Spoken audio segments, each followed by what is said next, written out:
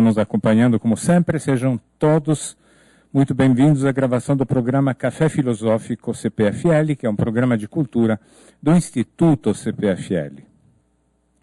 Hoje daremos continuidade ao módulo do mês de outubro, que é Fragmentos da Democracia, as Jornadas de Junho, no Brasil, que tem curadoria do sociólogo e pesquisador da USP, Demetrio Magnoli. Está aqui conosco hoje, prestigiando sempre os palestrantes por ele indicados.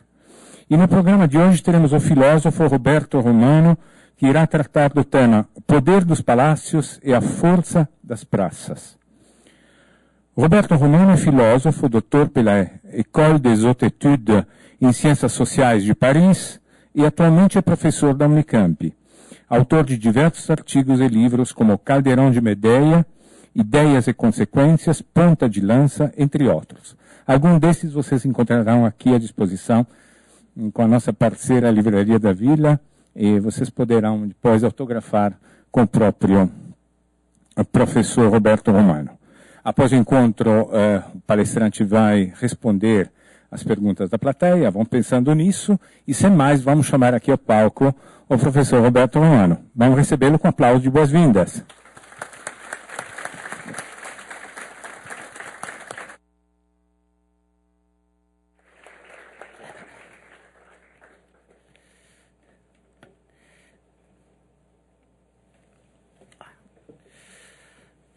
Boa noite a todos.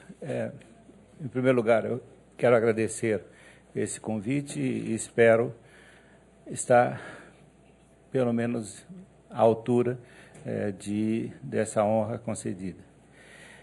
Eu quero agradecer especialmente ao Demetrio pelo convite, mas também pela sua palestra. Ela vai me dar um norte importante.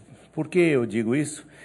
Porque vocês se lembram, ele defendeu uma ideia que nem sempre é bem-vinda na academia brasileira, de que não existe movimento social ou político espontâneo.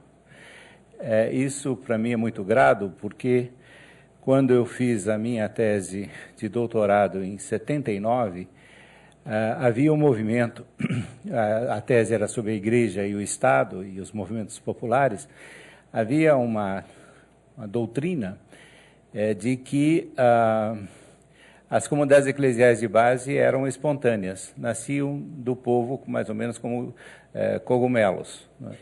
E o fato de ter mostrado que elas não eram espontâneas, que elas tinham coordenações, determinações, programas, etc., me causou muitos problemas com a direita e com a esquerda, acadêmicas e extra-acadêmicas.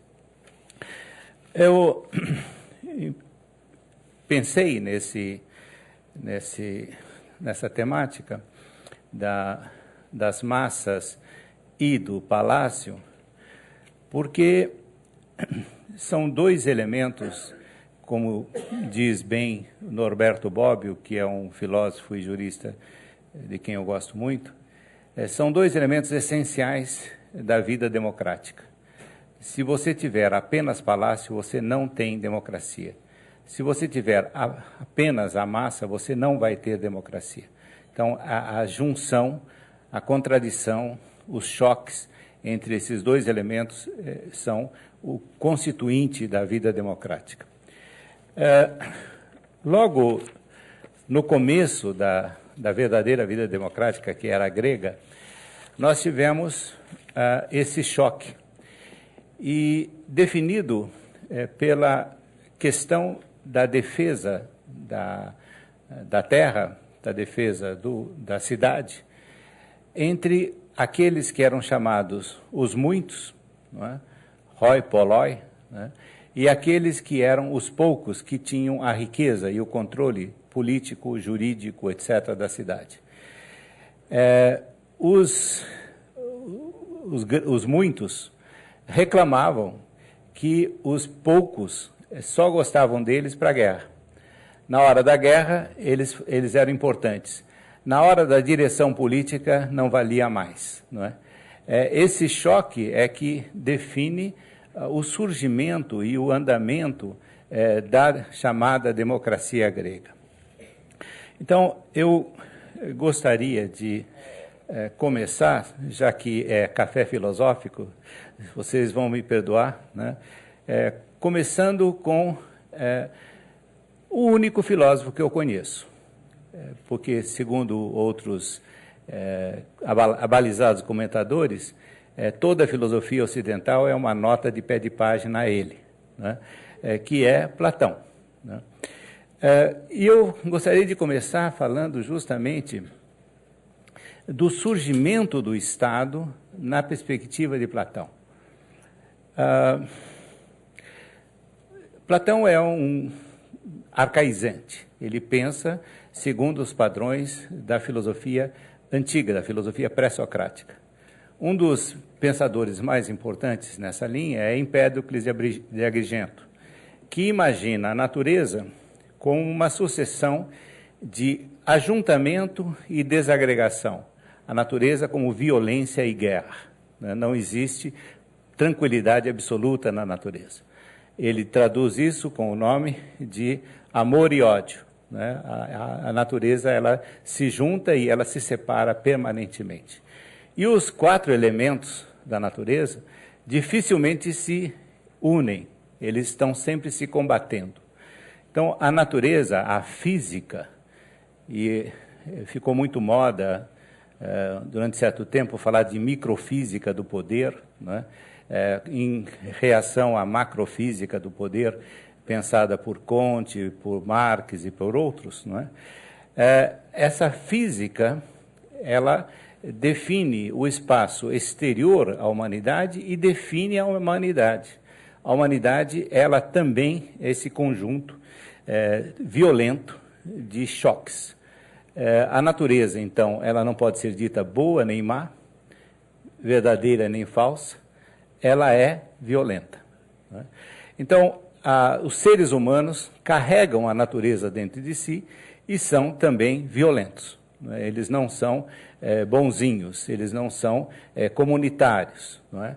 Então, nessa medida, Platão começa o seu pensamento sobre a natureza, mostrando que essas forças tendem a se enfrentar e tendem a se dissolver. E não há estabilidade. E como se consegue estabelecer um trato de tranquilidade entre esses elementos? Através da arte, né? É o teknites, o termo grego, que nós traduzimos por demiurgo, e que algumas traduções ruins traduzem por Deus, né? É esse técnico que, com força e com inteligência e com matemática, consegue harmonizar esses 4 elementos, não é? E a harmonia, é bom lembrar, é um termo que significa prego, gonzo. Quando você vai juntar 2 tábuas para fazer um navio, aquele prego é harmonia, né? Então, quando você consegue juntar esses elementos, você consegue fazer aquilo que ele diz é a máquina do mundo. A máquina do mundo é uma máquina produzida com força, com destreza, com inteligência e com matemática. Essa máquina do mundo, por sua vez, pode se dissolver a qualquer momento. Ela não é garantida. Os elementos podem destruí-la de dentro para fora. Assim também, aí nós saímos do diálogo Timeu, onde ele analisa isso, que é um dos diálogos já conhecidos na Idade Média. As catedrais góticas, boa parte delas são feitas segundo o modelo do Timeu de Platão. Saindo do Timeu, ele transpõe essa perspectiva de violência natural que está no peito de cada ser humano para a cidade. A cidade também tende a se dissolver a qualquer momento, né? E, portanto, é preciso produzir uma máquina que harmonize esses entes perigosos e violentos que são os seres humanos, né? Essa máquina é a República de Platão. Nós somos muito influenciados pela leitura romântica do século XIX e nós adoçamos demasiadamente Platão. né? Platão, para nós, é do amor platônico, do romance, da baboseira. Todo almanaque do Elixir Paregórico traz esse Platãozinho docinho, né? Não é. É um dos autores mais realistas e mais violentos da história do pensamento ocidental. Então, nessa medida, a República é pensada como essa máquina que vai controlar, não é, esses homens e mulheres que tendem para a guerra permanente, né? Então, esse texto da República termina o seu itinerário num outro diálogo chamado As Leis, né? Onde ele faz um trabalho não apenas social, mas um trabalho inclusive de arquitetura e de controle espacial da cidade para garantir a harmonia, né? Então, você tem aí uma proposta de máquina de controle da vida social. O Renascimento e o começo do Estado moderno vão justamente ler Platão o tempo todo, não é? Platão é o autor mais lido pelos estadistas, pelos políticos, pelos juristas, etc., pelos padres, não é? Desse período do Renascimento. E é dessa ideia de uma máquina de controle da sociedade, de uma sociedade violenta, não é, que surge o famoso Estado moderno. Essa máquina vai ter um habitáculo. Esse habitáculo vai se chamar palácio. É no palácio que se estabelece aquilo que nós conhecemos como razão de Estado. A razão de Estado é uma forma de produzir o controle da sociedade, aperfeiçoando 3 elementos fundamentais. E esses elementos nós vivemos até hoje. O monopólio da força física,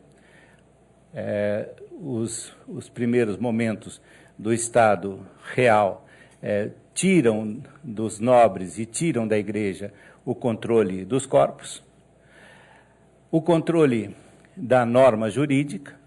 Não é mais o senhor feudal que dita as normas, não é mais a igreja quem dita as normas, é a corte, é o rei, né?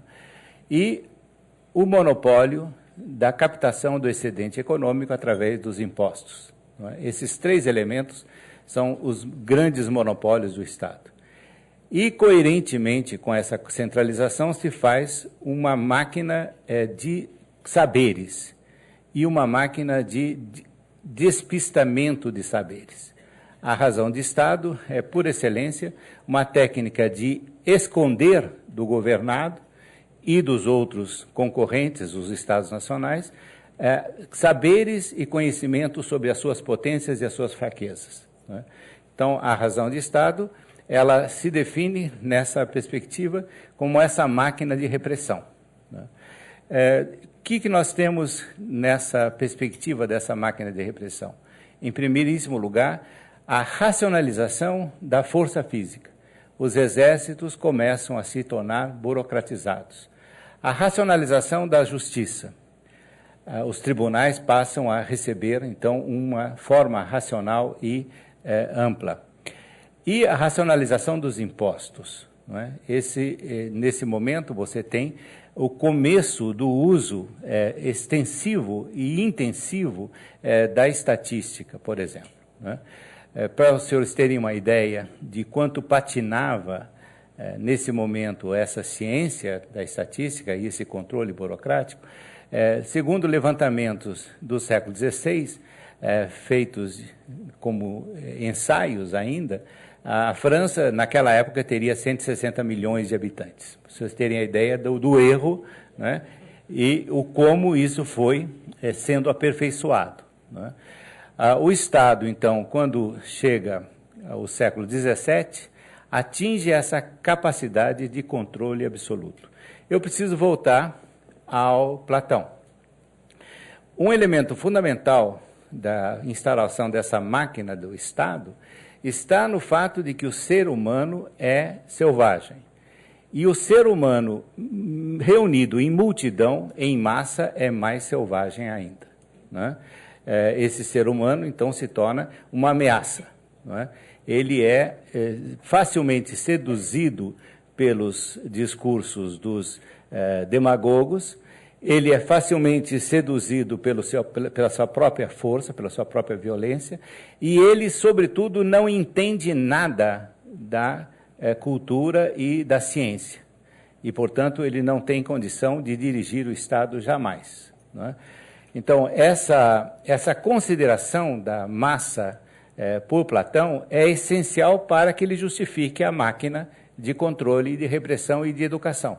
Né? Então, essa massa, ao longo da história pós-platônica, e sobretudo na época da razão do Estado, no século XVII, é tida, então, como um conjunto de bestas feras que devem ser domadas pela máquina do Estado. Né? Quanto mais controle, menos deve-se dar liberdade para essa massa. Né? Então, esse contraponto do palácio e da massa é alguma coisa que se torna importante, né, até o final do século XVII. No meio do século XVII, você tem já uma fratura dessa massa, dessa máquina, que é a Revolução Inglesa. Com a Revolução Inglesa, não por acaso, os principais líderes da Revolução assumiram o nome de niveladores. Eles vão nivelar a experiência política. Não é? Não tem mais aquela divisão entre aqueles que são sábios e que estão no palácio e que têm o controle da estatística, da razão, da força física e da norma jurídica, e aquele que é entendido como simples povo que deve ser desprezado. Não é? Com a Revolução Inglesa, você tem a contestação desse poder absoluto do palácio. Não é? Não por acaso o rei é decapitado, não é? Se segue um período de república extremamente tumultuado que termina numa ditadura. Essa máquina do palácio recebe outro choque, outro desarranjo com a Revolução Norte-Americana. Não é? Na Revolução Norte-Americana, você tem, então, uma mudança bastante séria e um aprofundamento de uma tese presente no século XVII, em inglês, que é a tese da accountability. Né? O governante, seja ele deputado, seja ele rei, seja ele juiz, tem que prestar contas ao povo. Coisa que, na máquina de governo idealizada por Platão, seria absurdo. Você não tem que prestar contas a ninguém. Não é? Então, na perspectiva norte-americana, até hoje, os Estados Unidos primam por isso, há uma agência de accountability do governo, não é? Um elemento importante, e essa perspectiva, não é, se radicaliza na Revolução Francesa, não é? Onde essa tese da responsabilização chega ao paroxismo de você ter juiz eleito e destituído pelo próprio povo. Você tem governantes eleitos e destituídos pelo próprio povo, numa relação de prática direta de democracia. São a Comuna de Paris da Revolução e depois que vai ter um prolongamento ideal em 1870 com a Comuna de Paris. Né? Essa tese da democracia direta. Né? Então, se você não tem mais uma relação de separação da massa e do poder, né, e do palácio, você tem uma espécie de atenuação do poder absoluto. Ora, deixemos esse momento e passemos ao Brasil. O Brasil surge na época da máquina do palácio, não é? Da máquina platônica, funcionando a todo vapor. Não é? O povo não tem nada a dizer, você tem que saber tudo dos conselheiros do rei e dos expertos em governo. Não é? O Brasil, por outro lado, aparece numa perspectiva guerreira. Nós não temos municípios. Até hoje não temos, mas no começo não tínhamos. E o município, os senhores sabem, é uma invenção do Império Romano. O que era um município? Era aquela cidade que tinha leis próprias, normas próprias, impostos próprios, e que fazia um contrato, um fedus, né, de federação com Roma, e trabalhava com Roma como aliada. Aquelas cidades desimportantes eram simplesmente dizimadas. Aquelas que tinham maior importância se tornavam sócias de Roma. E os municípios resistiram, quando caiu o Império Romano do Ocidente, eles resistiram em toda a Europa e resistiram à instalação do poder real, né? Se os senhores quiserem mais reflexão sobre esse ponto, Tocqueville, no Antigo Regime e a Revolução, mostra bem essa sequência, né? Então, quando você tem essa resistência dos municípios, há uma guerra muito grande entre município e poder central. O rei de França, por exemplo, proibia a eleição do prefeito e dos vereadores e depois vendia esse direito para os municípios, né? Era um modo de arrecadar, inclusive, mais dinheiro, né? Esses municípios resistiram e resistem até hoje na Europa aos poderes centrais. Se os senhores se lembrarem, fracassou o projeto de uma Constituição da União Europeia e os estudiosos mostram que o centro de resistência maior foram os municípios, né? Por quê? Porque os municípios tinham medo de que, entrando nessa União Europeia e com leis daquele calado, os recursos deles iriam parar em outra região, sem que eles pudessem ter controle dos seus próprios recursos. Ora, o Brasil não teve municípios, porque ele apareceu já com o absolutismo, né? Nós tivemos entrepostos comerciais e entrepostos religiosos, né? Quer dizer, pontos de conquista religiosa ou guerreira, né? E o que você teve você tinha vereadores, você tinha uma série de coisas, mas todo o poder era concentrado em Lisboa, depois concentrado em Salvador e depois no Rio de Janeiro. Até hoje, eu digo, não temos município. A professora Maria Silvia Carvalho Franco, que é minha esposa, tem um livro chamado Homens Livres na Ordem Escravocrata, onde ela mostra essa situação dos municípios que permanece até hoje. Como a maioria dos impostos seguem para o poder central, até o século XIX era a título de garantir a posse do imenso território nacional, né? Esses impostos retornam com muita dificuldade. Então, existiam municípios, ela mostra no seu livro, que tinham 100 anos sem escola, sem cemitério, sem hospital, sem calçada, sem nada, né?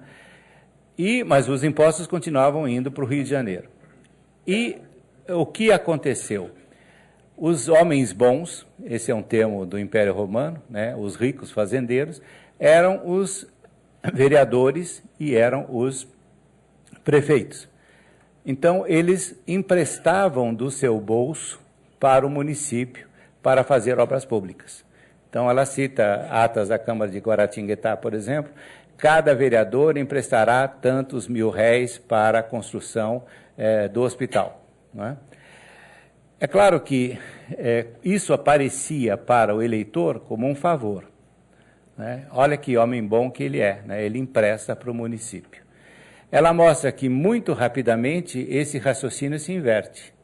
Se quando o município precisa, eu empresto, quando eu preciso, o município tem que emprestar. Se estabelece essa indistinção do dinheiro do município e o dinheiro privado, né? E ela conta, inclusive, o caso de um tesoureiro de município que jogava com a arrecadação no fim do mês e devolvia no começo do mês seguinte.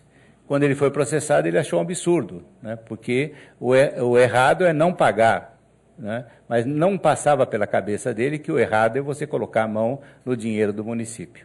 Essa prática os senhores conhecem até hoje, né? Então, essa situação de abandono dos municípios e de inexistência de federação, de FEDOS, né, faz com que você tenha um movimento perene de produção dos intermediários, dos brokers, né? Aqueles que arrumam o dinheiro do município, mas que está em Brasília, no Ministério da Fazenda ou do Planejamento, e trazem para o município, né? E é claro que, nesse ponto, eles pedem o pedágio, né? Eles têm o pedágio. O que faz com que essa supercentralização, que é de cunho absolutista, essa tese de que o saber se concentra no palácio e que não é preciso prestar contas à população nenhuma, torne as nossas políticas todas, políticas públicas todas, verdadeiras calamidades, né? Você não tem política pública digna desse nome em nenhum setor nacional. Educação, segurança, saúde, etc. Né? Você tem essa concentração burocrática no palácio, essa necessidade de passar pelos carimbos dos grandes oficiais do reino, mas você não tem uma presença dos municípios a eles mesmos. Eles, para qualquer coisa, um prefeito precisa de passar por essa longa sequência do dinheiro que vai e do dinheiro que vem, né? Então, essa ineficácia das políticas públicas faz com que essa máquina mostre seu anacronismo cada vez mais crescente. A população brasileira cresceu enormemente, ela dominou o território, ela tem saberes que são inéditos, ela entra em contato com realidades totalmente complexas hoje, mesmo estando no interior de Goiás, ou no interior de Mato Grosso, ou no interior do Amazonas, né? Ela aumentou enormemente, o que exigiria serviços públicos sempre mais eficazes, mas a máquina está emperrada, né? Então, o que você tem? Você tem essas manifestações de massa que manifestam mais a insatisfação com essa falta de eficácia do poder estatal, né, e de eficiência do poder estatal, e, efetivamente, uma perda, não é, de representatividade. Cada dia nós vemos, isso com muita preocupação, o vazio entre, não é, as massas e as massas urbanas, todas elas, e as instâncias de poder, não é? E aí eu tentaria responder a pergunta que o Demétrio fez, essa questão das massas terem se manifestado contra os partidos políticos. É que, na verdade, os nossos partidos políticos integram a máquina do palácio, né? Elas são continuidade dessa máquina e são tão antidemocráticas quanto os palácios brasileiros, né? Elas são propriedade de grupos, às vezes até de um indivíduo, né? Elas não têm nenhuma abertura para as suas bases, não há nenhuma democracia interna em partido nenhum. O Partido dos Trabalhadores era o último que praticava uma certa consulta interna e debate pelas suas tendências. A partir da eleição do presidente Luiz Inácio, isso foi abandonado totalmente. Hoje, as indicações políticas, as candidaturas, saem do bolso do ex-presidente, mas os outros partidos são exatamente iguais, não é? O Partido Tucano, me perdoem, né, também pratica uma coisa similar, o que faz com que eles sejam cada vez mais oligarquias, isso é, o domínio de poucos, não é? Você tem um partido inteiro que supostamente é nacional, mas que tem 3 candidatos, né? Você tem uma rinha inteira, né, com, no máximo, 10 candidatos, né? Quer dizer, você tem uma prática de oligarquia que é batizada de democracia. E, quando você olha a estrutura interna desses partidos, você vê que eles são, de fato, propriedade de grupos. E existem dirigentes de partidos que estão naquela direção há 30, 40 anos, né? Não permitindo a entrada de gente nova, não permitindo a entrada de juventude. A juventude que entra nesses partidos tem que ser obediente a esses grupos oligárquicos, antidemocráticos, o que faz com que as pessoas que foram à manifestação percebessem que havia uma identidade bastante grande entre essas máquinas dos partidos e a máquina do Estado, e desse Estado que não responde às necessidades básicas da população através de políticas públicas, né? Então, o que eu queria salientar, né, é que se nós caminharmos, e aí nós temos uma situação que não é apenas brasileira. Na verdade, os senhores observam, no plano mundial, essa máquina idealizada, sobretudo a partir da Renascença, essa máquina está funcionando cada vez mais no vazio, né?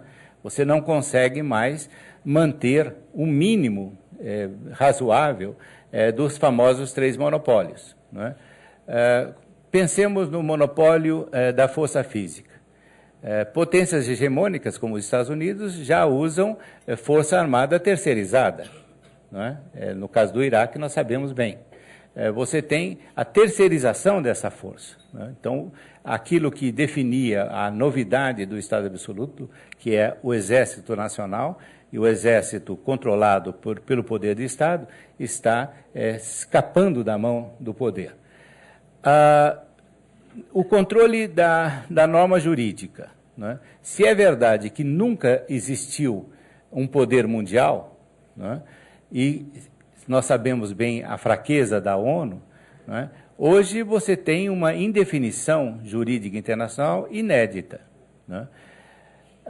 E, do ponto de vista do excedente econômico, da taxação do excedente econômico, basta falar narcotráfico e terrorismo, você já sabe do que nós estamos falando. Quer dizer, o Estado não tem controle dessas forças, né? E, do ponto de vista interno, também não. Então, é uma crise que nós estamos assistindo em plano mundial, no mesmo momento em que surgem forças tecnológicas de comunicação inéditas, porque até a revolução da televisão e do rádio, o Estado ainda controlava esses mecanismos. Vejam que, no caso de Goebbels, no caso do fascismo, no caso de Getúlio Vargas, etc., eles controlavam a informação através da propaganda. Era um instrumento eficaz de controle da massa, né? Com a internet, a coisa muda, vai de baixo para cima, né? Você não tem condição de manter uma agência central de propaganda e de controle. A China, eu vi outro dia, está usando milhares de sensores, né, para tentar controlar e não consegue, né? E isso é um movimento irreversível. Se a imprensa, né, que era coetânea à formação dessa máquina estatal, ela conseguiu, através da sua ação, minar essa máquina e produzir as famosas 3 revoluções, a inglesa, a francesa e a norte-americana, né? Vejam o que pode acontecer quando você tem essa capacidade imensa de comunicação que está engatinhando ainda. Nós não sabemos até onde pode chegar. Eu vejo muitas vezes as pessoas dizerem, mas uma coisa muito fácil é juntar 100 mil pessoas no Facebook e anunciar que vai para a rua, mas só vai 10, né? Isso é um ensaio, né? Nós não podemos dizer que se daqui a 4 anos ou daqui a 5 anos, essa eficácia será multiplicada, né? Então, a minha questão, né, é exatamente essa. Você tem o palácio funcionando e está cada vez mais girando no vazio. E você tem a massa, né, que está desorganizada e que é capaz, né, ao mesmo tempo, de perceber essas fragilidades da máquina do Estado. Até onde nós podemos ir?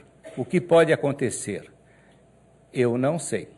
E duvido, aí pode ser que eu esteja sendo arrogante em demasia, duvido que haja uma resposta fácil para essa situação, né? De absolutamente não termos condição de manter o Estado tal como ele se definiu, né, através, sobretudo, desses 3 monopólios, e, ao mesmo tempo, você não ter as massas suficientemente organizadas para ampliar essa riqueza imensa de comunicação trazida pela internet, né, e por novos meios de comunicação. Então, é isso que eu queria dizer aos senhores. Eu acho que eu não tenho uma visão nem positiva nem negativa desses movimentos de massa. eu os vejo como Platão vê a natureza, né? Ela é violenta, né?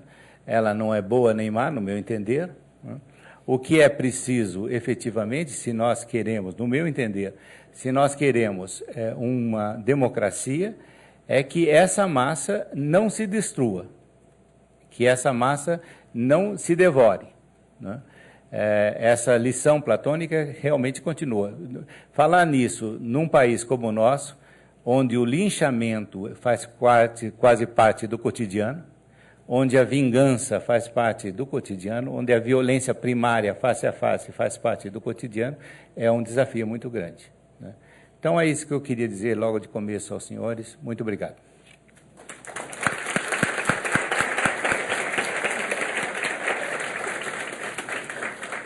Obrigado, professor Romano, por levantar essas contradições, né, da República no Brasil entre, digamos, um choque entre o palácio e as praças. Eu acho que as provocações do professor Romano são suficientes para a gente poder agora abrir o debate. Então, levantem a mão, por favor. Procurem aguardar alguns segundos que a câmera chegue até vocês, porque estamos gravando tudo. Temos perguntas da internet, mas procurem serem objetivos para dar oportunidade a todos de se expressarem. Obrigado.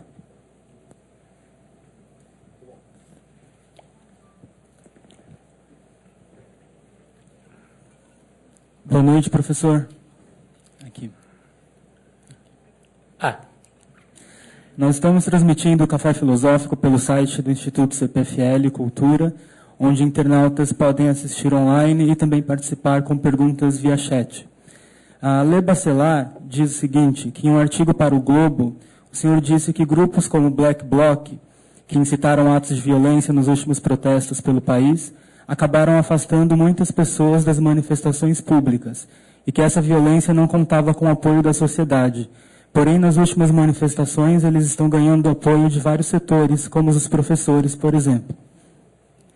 A que se deve essa simpatia, entre aspas, ela coloca, com este grupo que, de acordo com ela, nos remetem ao fascismo?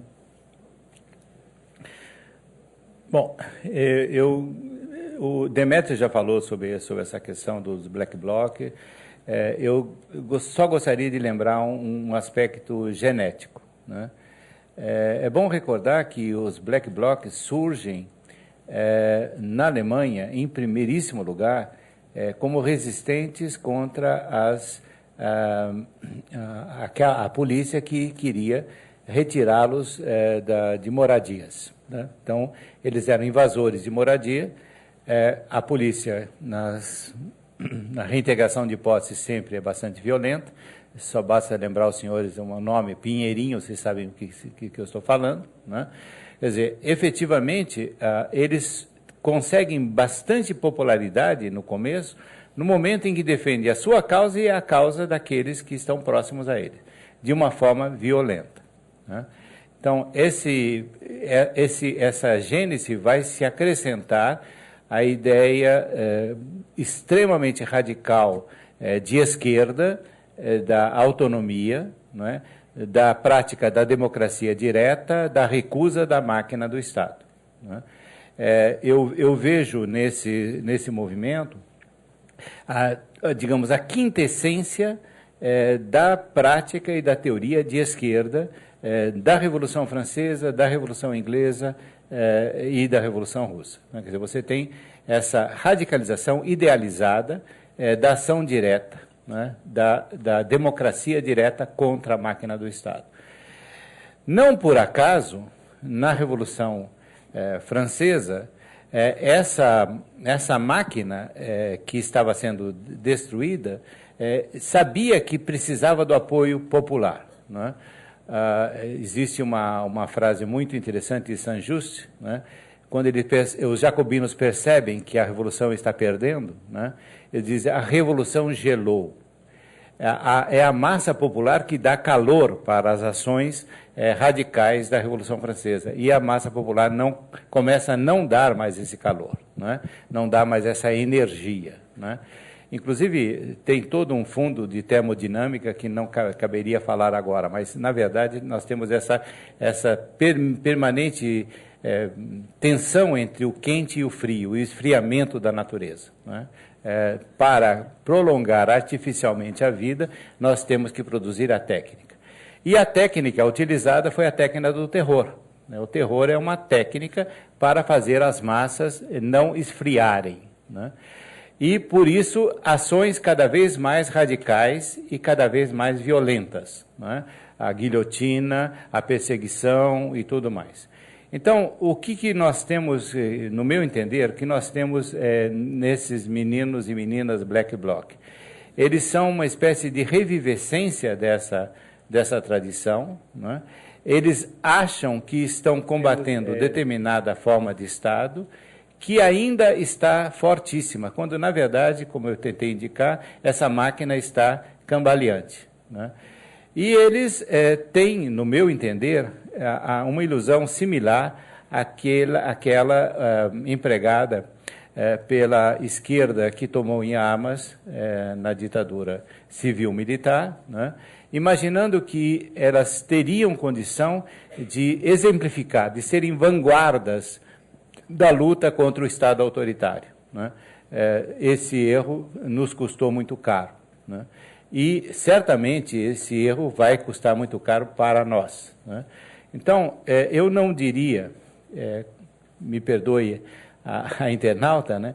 Eu não diria que eles são imediatamente fascistas. Eles são adeptos do terror, né?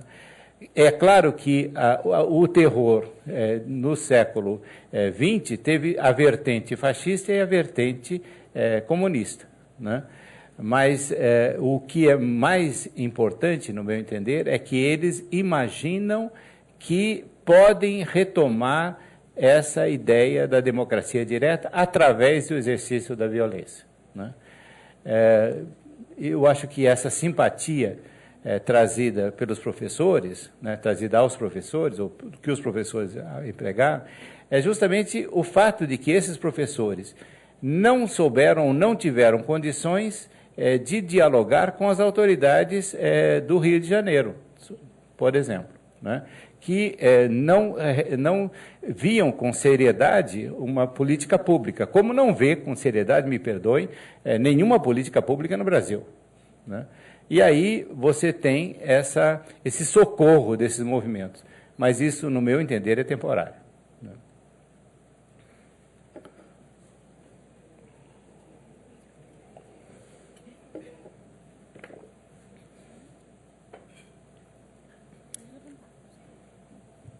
Boa noite, professor. Boa noite. Bom, primeiro, estou vendo obrigado. Na tela. Obrigado pela apresentação. E, em primeiro lugar, senhor, a gente decidiu que os movimentos sociais eles são difusos e não há coesão nas ações da massa. E isso coloca em oposição à atuação com o Palácio pela ingerência histórica das políticas públicas em diversos setores. Você acha que, na sua opinião, mais correto é a atuação na estrutura do Estado ou a tentativa que está sendo falha de organização das massas? Olha, eu ainda estou naquele momento de que nós deveríamos tentar a democratização do Estado, né? Não vejo ainda sinais de uma obsolescência absoluta dessa instituição, né? Agora, esse trabalho de chegar até o Estado e movê-lo e de atenuar nele esse veso burocrático e esse veso autoritário é um trabalho muito árduo e muito difícil. No caso brasileiro, por exemplo, imagine o quão difícil é você retirar esse entulho pesadíssimo que é a centralização absoluta dos impostos, da força e das políticas públicas no Palácio, já ia dizendo no Palácio Real, no Palácio do Planalto, né? Quer dizer, você tem essa ausência de de federação, que é uma coisa tremenda, né? O Gabeira, quando foi candidato a governador, fazia questão de mostrar que quase 60% dos municípios brasileiros não têm água e esgoto digno desse nome, né? E isso é confirmado, né? Então, se nesse ponto tão essencial você tem 60% da população fora de uma política pública digna desse nome, imagine em outros setores, né? Só pulando para outro lado, né? No começo do governo Luiz Inácio, o presidente declarou que, no final do quatriênio, o Brasil estaria aplicando 4% do PIB em ciência e tecnologia. Eu pediria aos senhores que fossem ver o quanto nós aplicamos em ciência e tecnologia depois de 10 anos, né? Quer dizer, um país que não tem investimento em ciência e tecnologia, né? E aí nós temos todo o problema da inovação tecnológica, da produção competitiva, né? E vocês sabem bem que a única instituição brasileira que tem uma política coerente de inovação tecnológica chama-se FAPESP, Fundação de Amparo à Pesquisa do Estado de São Paulo, né? O resto é tudo ensaio e erro, não há nenhuma tentativa séria de levar a cabo uma política dessa, né? Então, se você tem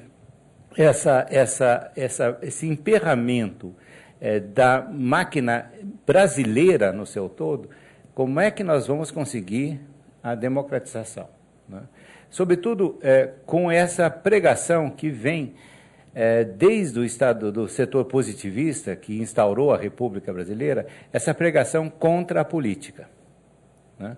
Essa tese que é repetida, retomada, de que a política é alguma coisa que não deve ser praticada pelo cidadão, né? Vocês conhecem bem a teoria do Conte, né? O cidadão é cidadão dentro da fábrica, não existe essa história de política, né? Política é coisa, Conte é um bom continuador de Platão, né? Política é coisa de governante iluminado pelos engenheiros, né? Essa é a função da política, né? Quem sabe manda, né? Então, essa história de consultar povo, etc., isso é uma ilusão da época teológica ou da época metafísica. A época positiva não precisa mais de eleição, de comício e essas coisas todas. Então, você tem essa permanente pregação contra a prática política. Você tem essa permanente pregação contra o liberalismo. Aqui no Brasil, se dizer que alguém é liberal é xingatório, né? Um termo que pega muito aqui no Brasil é individualismo. As pessoas têm nojo do individualismo, né? Você não pode ser indivíduo, né? Você tem que ser sempre ligado a uma classe, a um sindicato, a alguma coisa para ter alguma dignidade. Basta lembrar o discurso de 1º de maio de 1933 do senhor Getúlio Vargas, né? O indivíduo não tem direitos, o indivíduo tem deveres, né? Então, essa questão também é importante. Nós temos uma longa tradição antiliberal no Brasil, né? Reforçada por 2 ditaduras ferozes, né? Então, essa democratização é muito difícil. Eu espero que nós consigamos, através dessas mobilizações, chegar a uma modificação dessa forma política.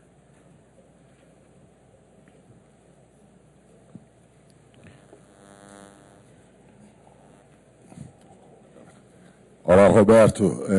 Como você respondeu a pergunta que eu tinha deixado gravada sem que ela pudesse aparecer, então eu rapidamente pensei em outra pergunta, para não ficar sem perguntar nada.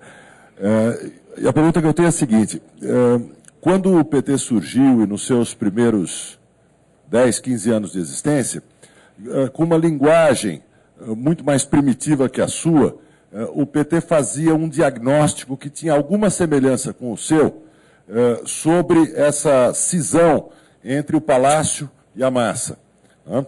E além desse diagnóstico, e fornecia o que parecia ser a eles uma solução para essa cisão. E a solução seria construir uma ponte. Essa ponte seria construída por meio dos movimentos sociais. O novo Estado ele falaria com a sociedade por meio de representações dessa sociedade, que seriam os chamados movimentos sociais. Quando o PT chegou no governo federal, com a eleição de Lula em 2002, isso, de certa forma, foi posto em prática, de uma maneira muito peculiar, que foi a partir de uma ligação e de um financiamento dos movimentos sociais pelo Estado. Então, o Estado passa a financiar os movimentos sociais, que seriam essas pontes que resolveriam o problema da cisão entre o palácio e a massa. Eu pergunto como você vê hoje, 10 anos depois, né, essa solução. Essa solução solucionou o que as manifestações de junho falam, se é que elas falam alguma coisa, sobre essa solução, né, do Estado conversar com a sociedade por meio dos movimentos sociais. É importante isso que você diz, porque, na verdade, o que aconteceu? Os movimentos sociais se tornaram palácio. Eles se tornaram palacianos. Isso, logo no começo, eu percebi. Né? Tive várias situações existenciais, né?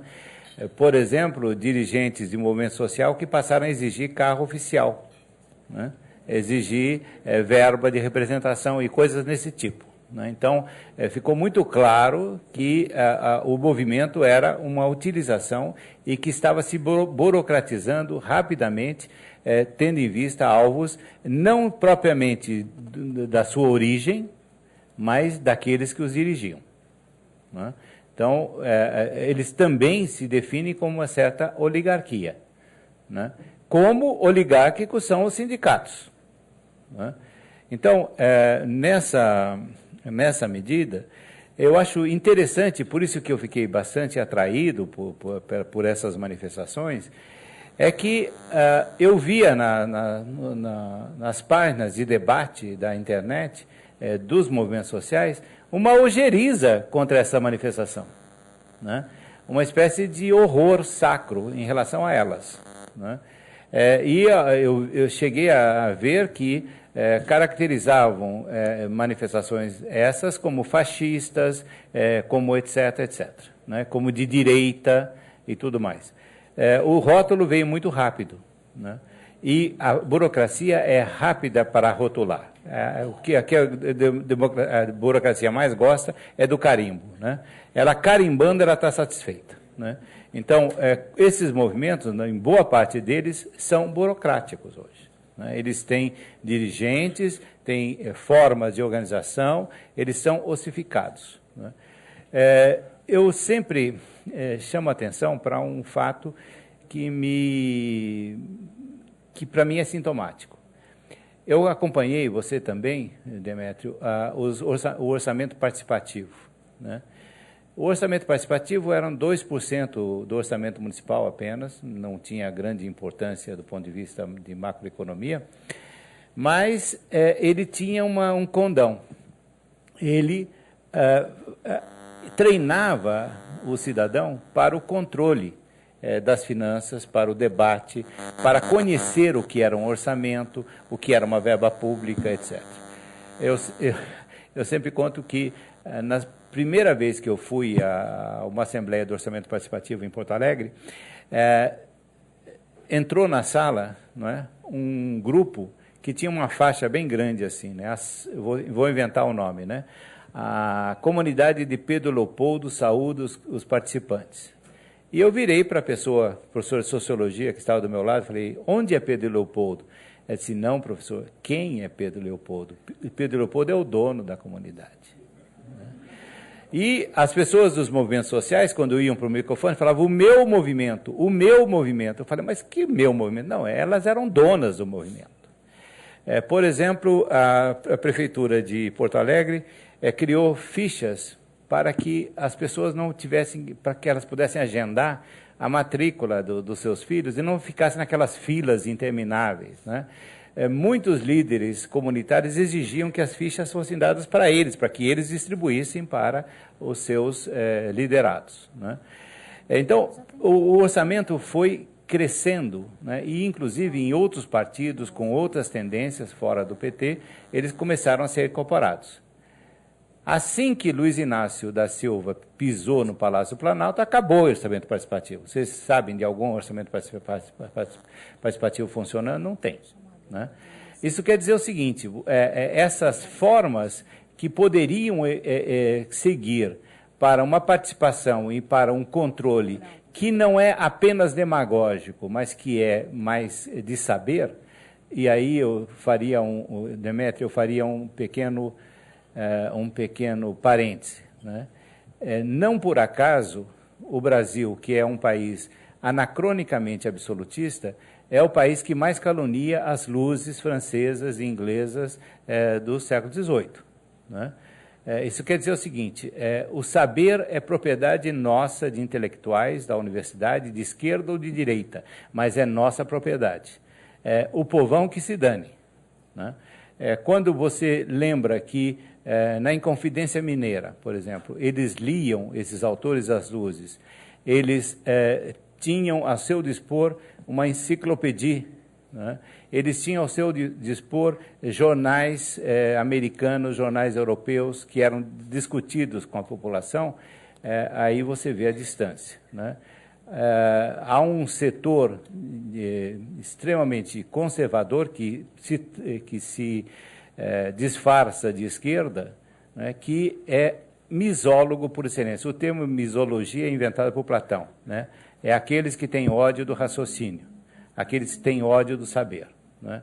Então, além de antiliberais, nós somos inimigos do pensamento quando traduzido para a massa. Então, você não tem difusão de saberes, né? As últimas iniciativas de política de educação para a massa foram 5 S's. Depois deles, eu não conheço nenhuma. Me perdoem se eu estiver cometendo um erro, né? Mas não há.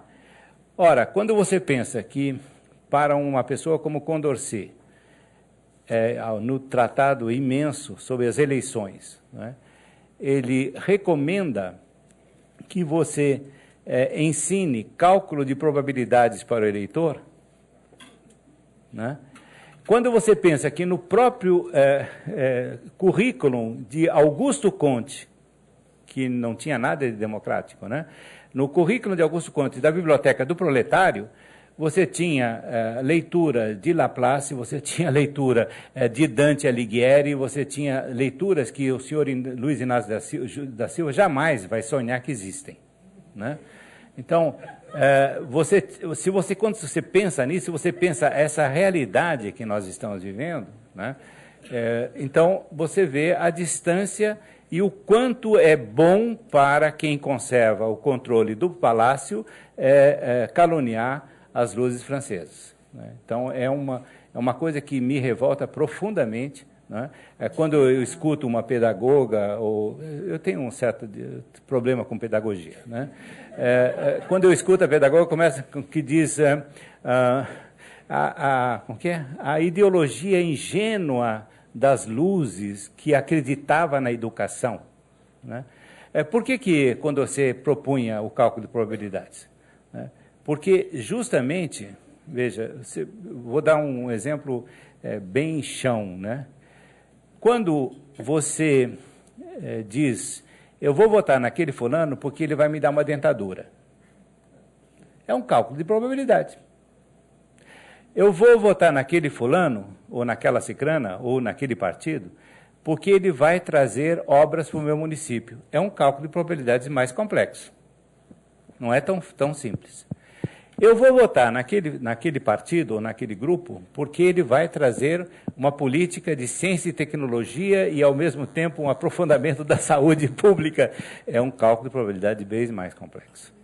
Eu vou votar naquele partido porque ele promete, né, modificar essa máquina velhusca da burocracia centralista brasileira. É outro bem mais complexo, né? E a perspectiva de Condorcet era isso, porque vocês todos certamente conhecem o paradoxo de Condorcet, né? os que são matemáticos que me perdoem a simplificação, mas é exatamente isso. Quando você tem uma eleição plural, né, se você não tem o exercício do cálculo de probabilidades, vence aquele que é recusado pela maioria.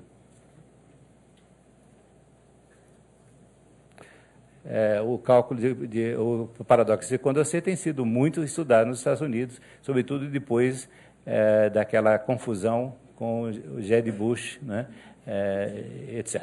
Então,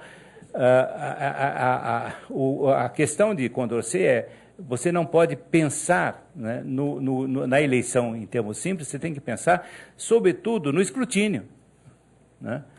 Ora, me perdoe, e o Demétrio conhece melhor do que eu isso, né? Com essa máquina da justiça eleitoral brasileira é danado, né?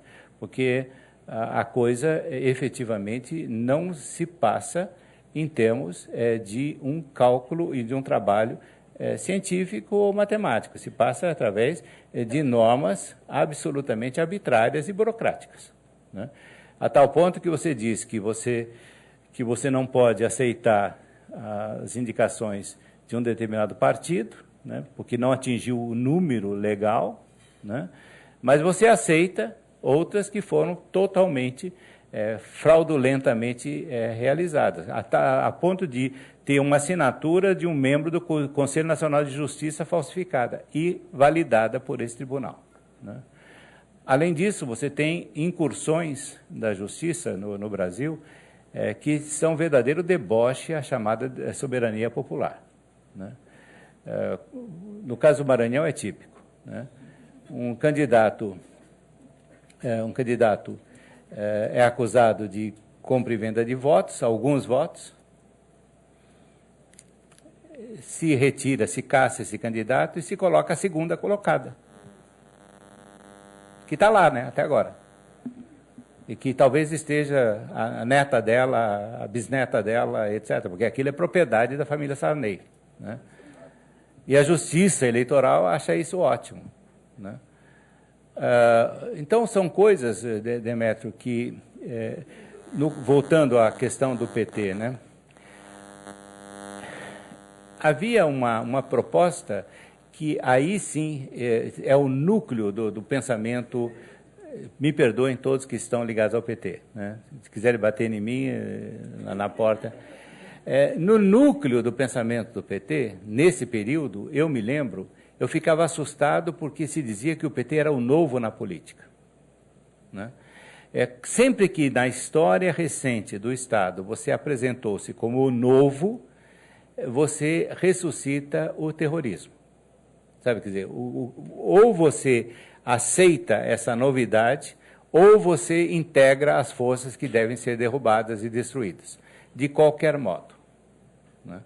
Então, é muito tranquila essa passagem, no meu entender, né, dessa novidade para a imposição dessa novidade, né?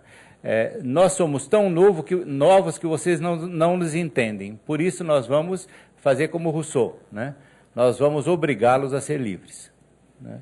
Então, e essa obrigação vai ser imposta, seja através da propaganda, e não por acaso eu sempre digo que o ministro mais importante do atual governo federal chama-se João Santana, né? Esse é o grande ministro, né? Porque ele dita os gestos, ele dita as políticas, ele dita as ideias e tudo mais, né? Então, você tem essa perspectiva. E você tem a atemorização do adversário, né? A partir do momento em que, se você fizer críticas a governantes, você é de direita, você é golpista, você é isso, você é aquilo, você está efetivamente praticando o terror, né? Então, esse é um ponto que me parece importante. Não sei se Demétrio, se ajudou.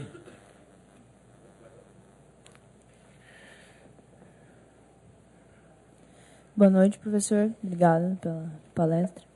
Enfim, parece que antes de junho desse ano, a sociedade civil era mais apática ela tinha mais dificuldade em se organizar em torno de manifestações para reivindicar as suas demandas, né?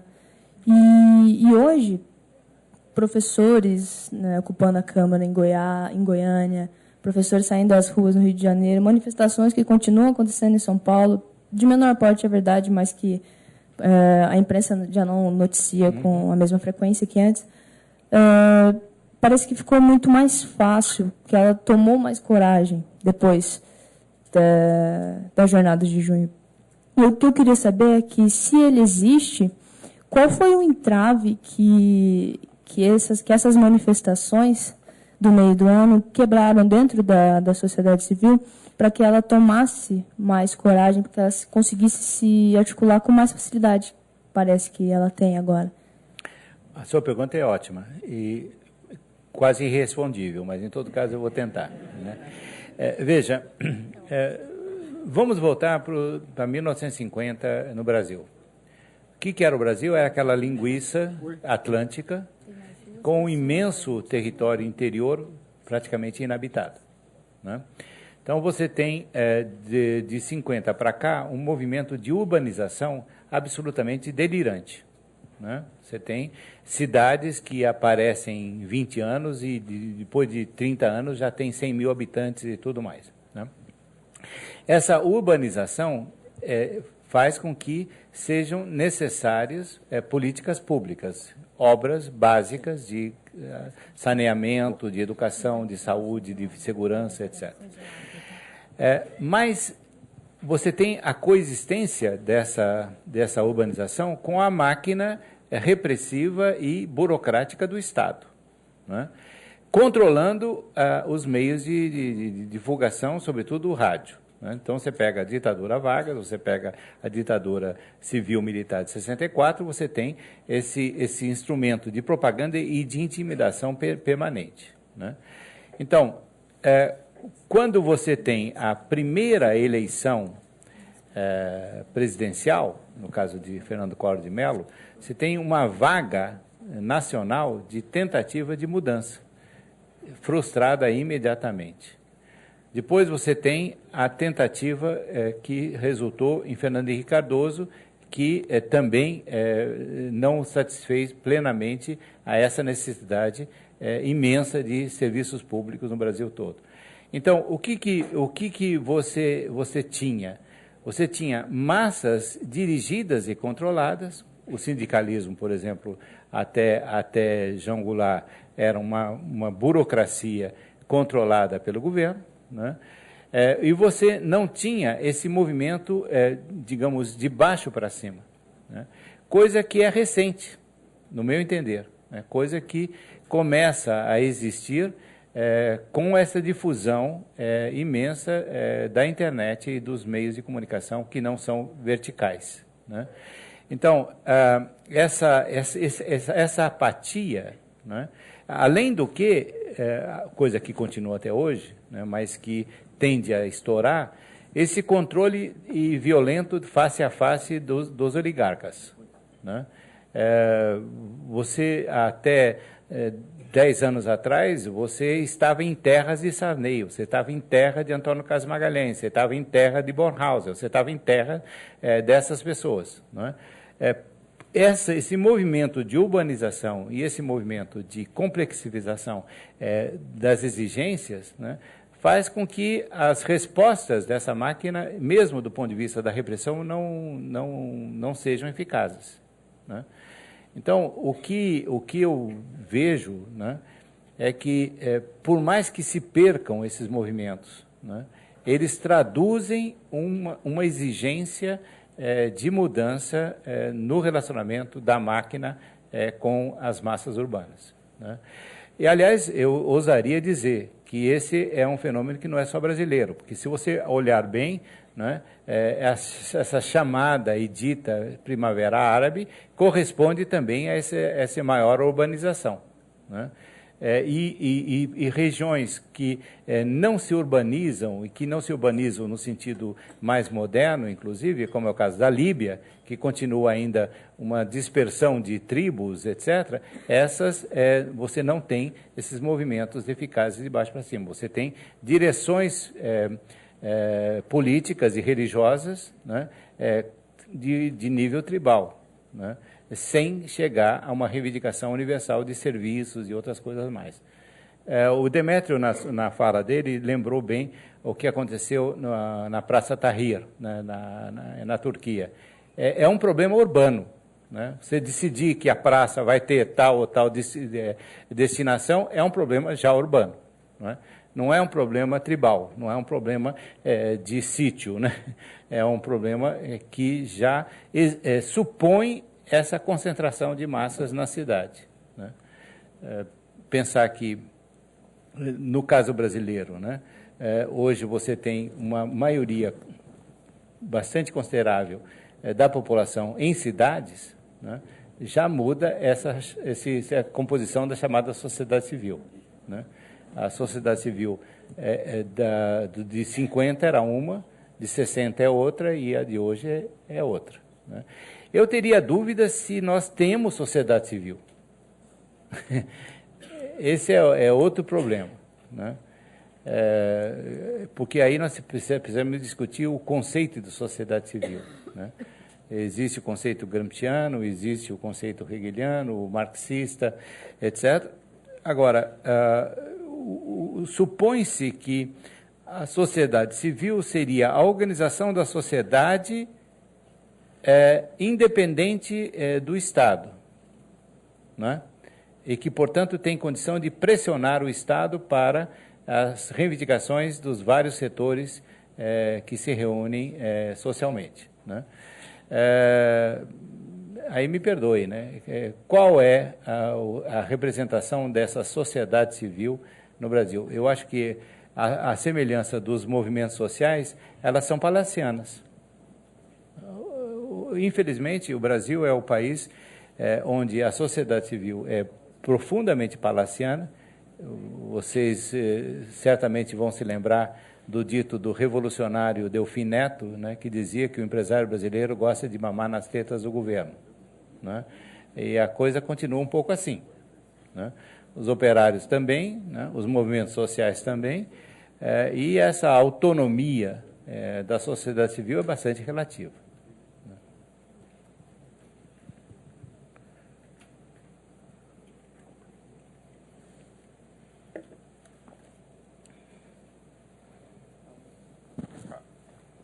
Professor. Diga. Aqui. Muito obrigado pela sua palestra. Eu quero voltar ao tema da violência, né? Quer dizer, nós não temos só o tema dos black blocs, que nós estamos muito perplexos, né? Mas temos também o tema do PCC, né?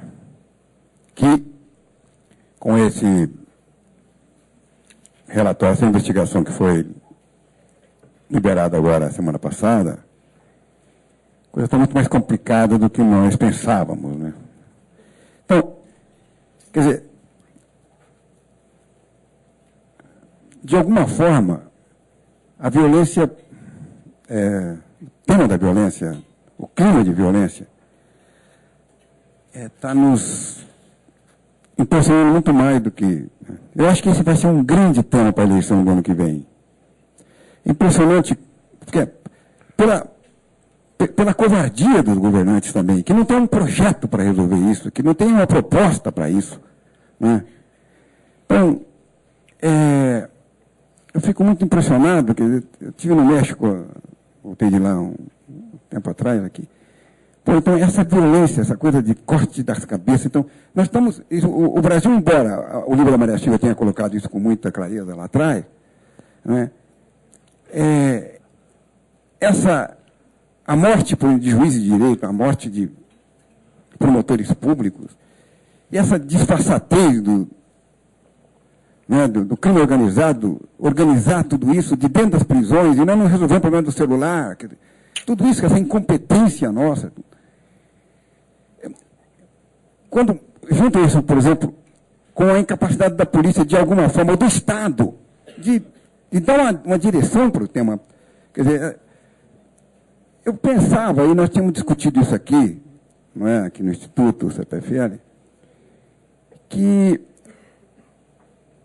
o Estado teria, daqui um pouco, condições de encaminhar esse tema. Quando você coloca na sua palestra aqui, não é, que um desses os tripés aí segundo Platão, aí do poder, né, poder versus massas, etc., quer dizer, o monopólio da violência. Quando você vê a televisão, não tem monopólio nenhum, né? A polícia está absolutamente acuada, não tem resposta, não tem... Né? E no caso do PCC, então, é uma coisa que você olha para aquilo e fala, meu Deus, né? Então, nós estávamos, eu estava muito com a avaliação de que eu estava menos pessimista do que você nos mostrou aqui, né? Mas como é que você vê essa... Como é que nós teremos condições, porque não era o caso do governador, por exemplo, chamar o Alckmin, chamar o ministro da Justiça, chamar a OAB, chamar o movimento social. O que nós fazemos com o PCC? Como é que a gente responde a isso? Né? Quer dizer, essa arrogância, e não acontece nada. É como se tudo bem, é isso mesmo. Eles estão, de alguma forma, controlando as prisões, as cadeias, e vamos deixar eles... Como é que você vê essa coisa? Bom, olha, quando eu digo que o Estado brasileiro é absolutista, eu penso sério.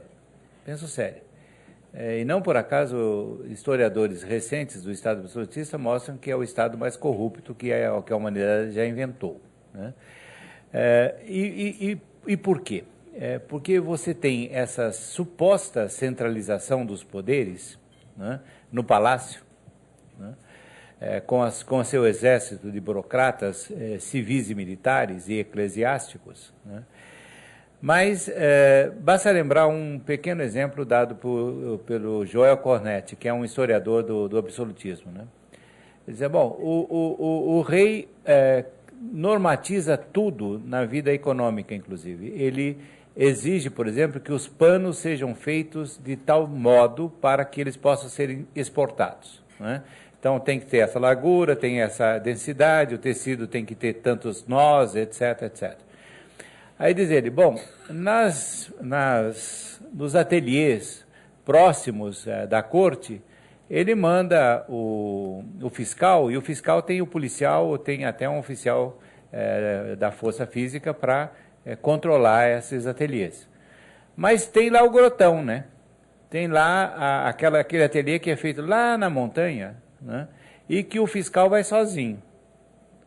Aí ele chega e diz, olha, o rei quer que seja assim, assim. Ele leva uma bela sova, ele não consegue dar a multa, ele não controla coisa nenhuma. E diz o Cornette, isso não se passa apenas do ponto de vista econômico e da produção. Isso se passa em todos os setores da vida sob o absolutismo. Né? Então você tem essa concentração de poderes, esse mito da onipotência do Estado, mas não funciona no cotidiano. É a experiência que nós temos em todo o regime autoritário. E eu diria, o comunismo foi assim, o nazismo foi assim, o fascismo foi assim, Vargas foi assim, a ditadura de civil-militar também foi assim. Você tem essa concentração que, na verdade, gera ineficácia. Né? Então, volto à tese clássica do Montesquieu, que diz o seguinte, olha, grandes extensões de terra com grandes contingentes populacionais, não funciona a república e não funciona a democracia. Só funciona o despotismo. Né? Pau na macaca. Né? Aí você consegue governar. Por isso, a proposta da federação, né? A ideia do federalismo. Isso é, você reduz o contingente populacional e o território de tal modo que a política pública e que o controle possa ser efetivado com maior eficácia. Quer dizer, esse debate, essa guerra do palácio e da massa se reduz a uma situação mais controlável. Né? no Brasil, nós temos o quê? Nós não temos federação, nós não temos municípios. Vocês vão brincar comigo e dizer que existe município no Brasil, né? Porque a autonomia não existe, né? Os estados, você tem a Lei Candir, né? O Estado é devedor do Poder Federal e, ao mesmo tempo, é credor. O Poder Federal cobra a sua dívida, mas não devolve o dinheiro do Estado, não é? Então, você tem o Estado, o governador, mesmo de oposição, com o Pires na mão, sempre precisando dos recursos federais, né? Então, você não tem nada disso, você tem uma grande extensão territorial e você tem uma superconcentração burocrática no poder central, né? De justiça, de segurança, de educação, etc, etc. Quando nós pegamos os orçamentos dos ministérios, é uma coisa delirante, né? Então, como é que nós podemos encaminhar políticas? Pensa bem, nos Estados Unidos, que é um país cheio de problemas, né? Mas o prefeito comanda a polícia, a sua polícia, ele tem a polícia, né? Isso mostra a diferença dos nossos municípios. Aqui você não tem polícia municipal, né? Você tem a guarda municipal, que é uma gambiarra feita, uma mentira, né? Porque se diz que aquela guarda vai cuidar apenas dos próprios públicos, mas ela anda de metralhadora, de carro que nem a Rota, etc, etc, etc, né? Quer dizer, é uma ilegalidade sobre outra ilegalidade, né? Então, o que, no meu entender, né, nós precisaríamos pensar é a soberania que deve ser partilhada pelo território. Agora, como o nosso veso, o nosso hábito, o nosso tique é absolutista, nós temos a opção preferencial pelo Palácio e pelo Executivo. Eu não conheço instituição brasileira que não seja executivo centrista, né? Por que esses meninos estão agora na reitoria da USP e na reitoria da Unicamp? Eles estão lá porque eles acham que o elemento mais importante da universidade é o executivo. Porque se eles controlarem o executivo através de eleições diretas e não sei o quê, eles vão controlar a instituição da universidade, né? Na universidade, se você for um professor bastante falante e tal, você logo vira chefe de departamento, de chefe de departamento você vira diretor, de diretor você vai para o conselho universitário, você vira reitor, né? Quer dizer, esse a coisa. Na igreja é a mesma coisa. Preste atenção que que a imprensa cuida muito da CNBB, não se interessa pelo resto dos bispos, é um bispo, né? Você tem essa paixão pelo executivo, né?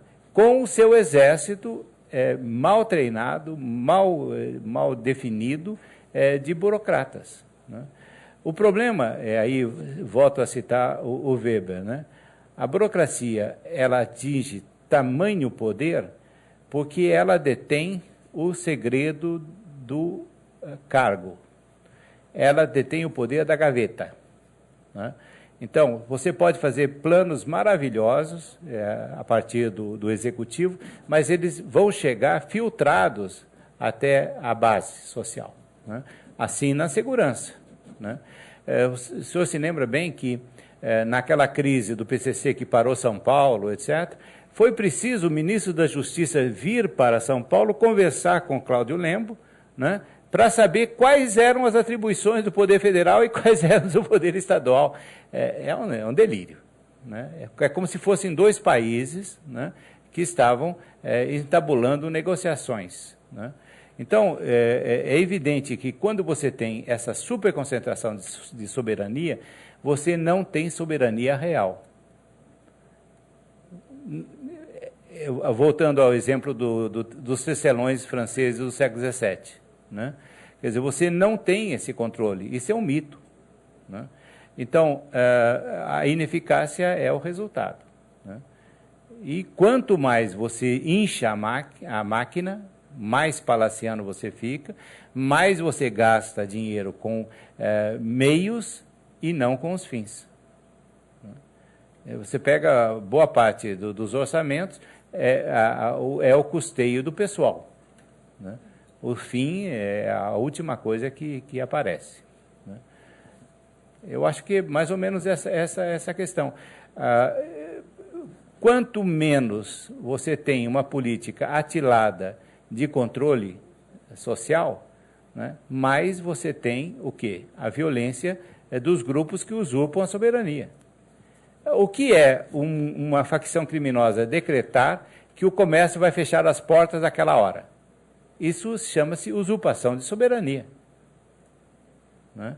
E quando você aceita isso, aí eu gosto de lembrar um discípulo de Platão chamado Hobbes, né, que diz o seguinte: quando um particular se torna poderoso o suficiente para colocar em risco a soberania, esse particular tem que ser controlado,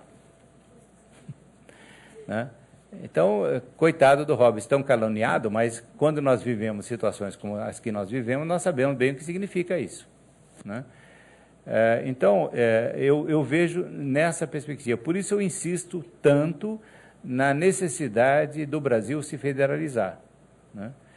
Antes de pensarmos em grandes planos, eu diria, na minha agenda pequena, né, federalização, democratização da política, né, através da democratização dos partidos e, efetivamente, uma presença cada vez maior dos elementos menores do conjunto estatal na definição das políticas, né?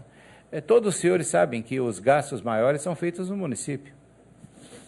Em todas as federações é assim. Aqui no Brasil é exatamente o contrário, né? Então, sem essas mudanças, eu não vejo possibilidade de eficácia, né? Por exemplo, essa questão da polícia, né? Você precisa ter eficácia no trabalho da polícia. Você precisa ter comando único. Quando você tem uma polícia militar e uma polícia civil, as duas se digladiando o tempo todo, né, você não tem obediência a uma autoridade maior. Infelizmente é isso. Então, ou você escolhe o modelo da polícia militar, ou você escolhe o modelo da polícia civil, ou você faz uma nova polícia, mas essa que está aí está sendo ineficaz. Por quê? Porque ela efetivamente não tem treino, ela não tem recursos, ela não tem política continuada, né? Entra um secretário de segurança, entra um ministro da Justiça, faz um monte de planos, etc., etc., chega na gaveta do burocrata, aquele plano desaparece, né?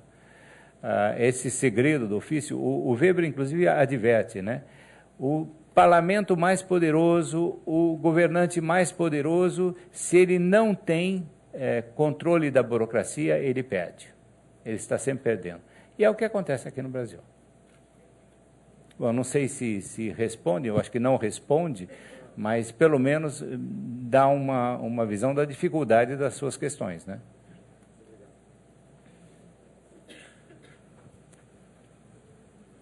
Boa noite, professor.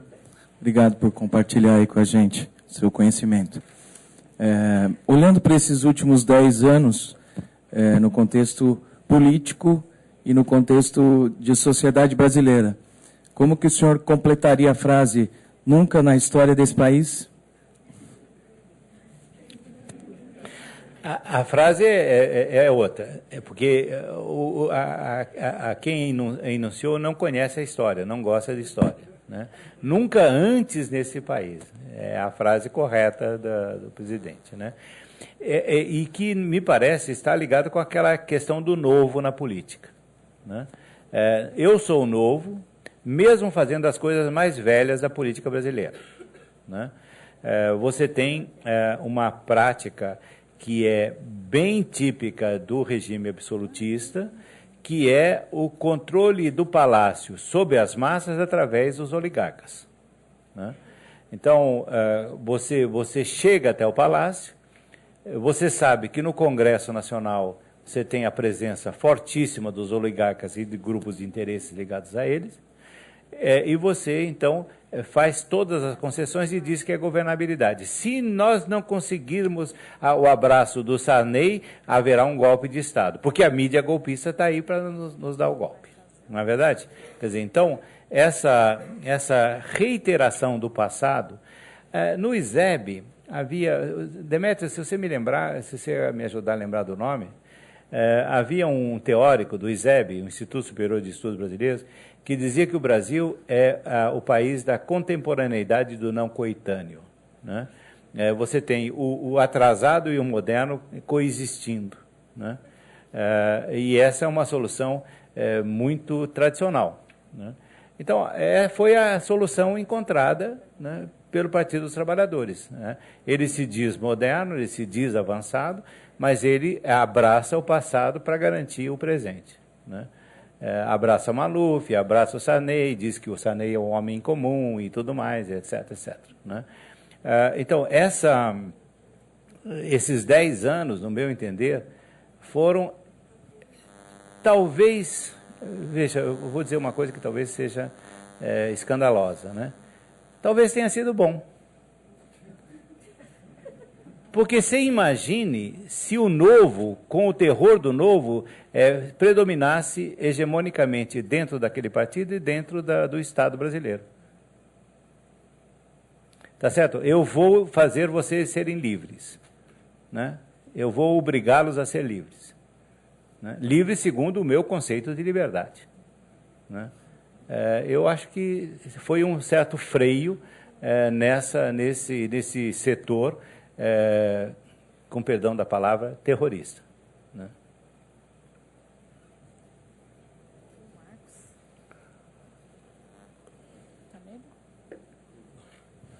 Romão, meu nome é Herculano. Vamos tentar aqui falar rapidinho um monte de coisa. Eu acho que as massas precisam de ideia, porque não adianta agitação sem ideia, né? A Revolução Francesa, tu tem ideia, senão não adianta nada fazer bagunça, né? Então, acho que a gente precisa rever algumas coisas. Então, os revolucionários, na minha opinião, são os poderosos. Aqui, com a ineficiência, vai destruindo o mundo. Então, nós marchamos para o caos. Isso é irreversível. Bom, diante dessa perspectiva, se a bagunça é feita pelos poderosos, para que fazer bagunça? Para que Black Bloc quebrando? O próprio Estado está se quebrando. E foi sempre assim. Quem quebrou o romano, quem quebrou tudo foram os poderosos com as suas folias, né? Então está na hora de relembrar algumas coisas do passado, algumas novas talvez, né? Por exemplo, liberdade não dá poder. Não é votar em alguém, não ter esse poder, né? A outra é que nós precisamos reavaliar Hobbes, aí, o outro lá atrás, de que o homem é bom. Nós inventamos o respeito à propriedade, nós inventamos o respeito à vida, portanto, nós temos uma moral, isso é inédito, não existe em estado de natureza. O segundo é que, se os homens não são bons, por que constituir uma máquina de homens maus? E aí, os homens maus contrariam os outros homens maus. E a gente tem visto que os maus estão mal mesmo no poder e fazem só bagunça. Bom, resultado, depois do liberalismo, cuja bandeira máxima era limites ao poder, não é hora de pensar em não ter poder, negar o poder de uns não faz a ordem para os outros.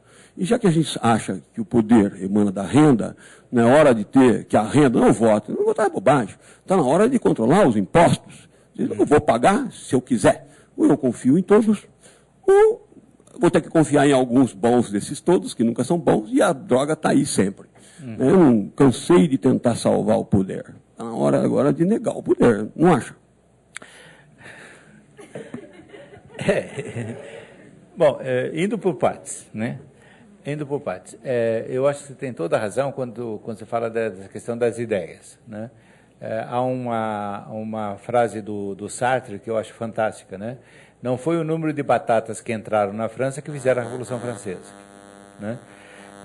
Esse é um ponto importante, né? Quer dizer, você tem veiculação de ideias, porque inclusive ideias podem ser traduzidas imediatamente em forças físicas, né?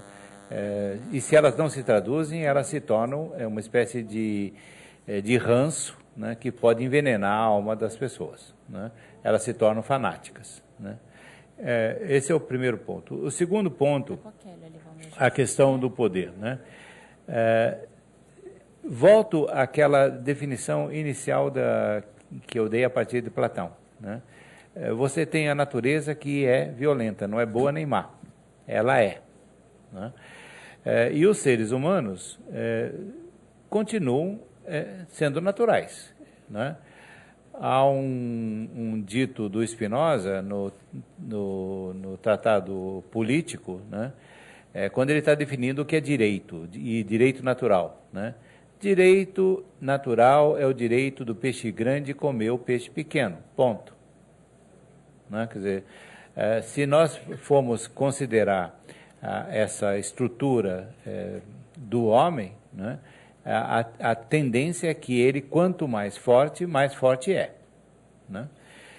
A lição de Maquiavel, inclusive em termos internacionais. No plano internacional, aquele país que não cresce diminui quanto os outros crescem.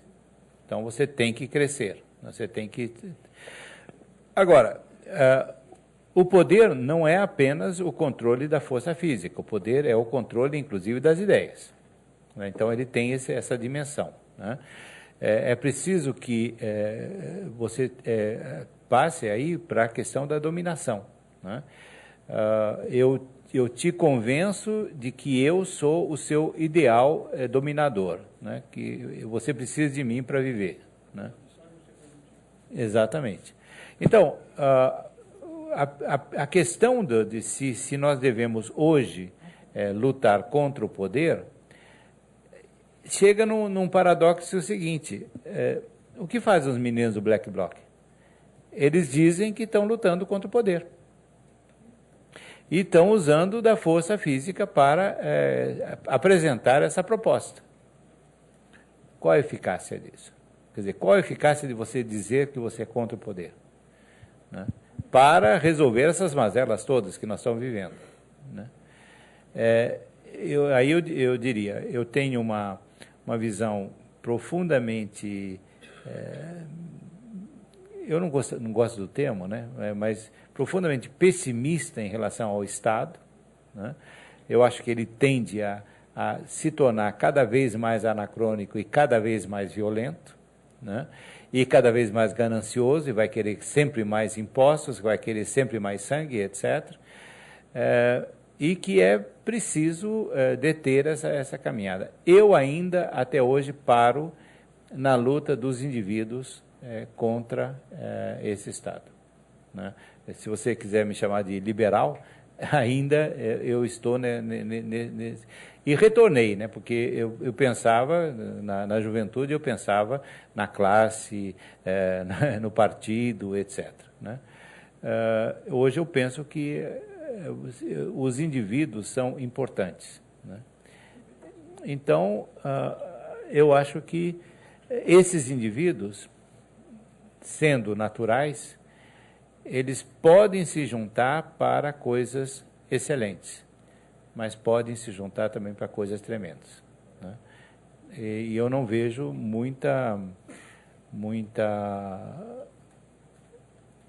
muito sucesso na destruição imediata do aparelho de Estado. Poder, sim, mas o Estado hoje se caracteriza como poder. Né? Então, esse é um ponto que eu estou com interrogação. Eu não tenho resposta. Né? Eu estou com interrogação. Eu vejo que a situação tende a se agravar cada vez mais. Né?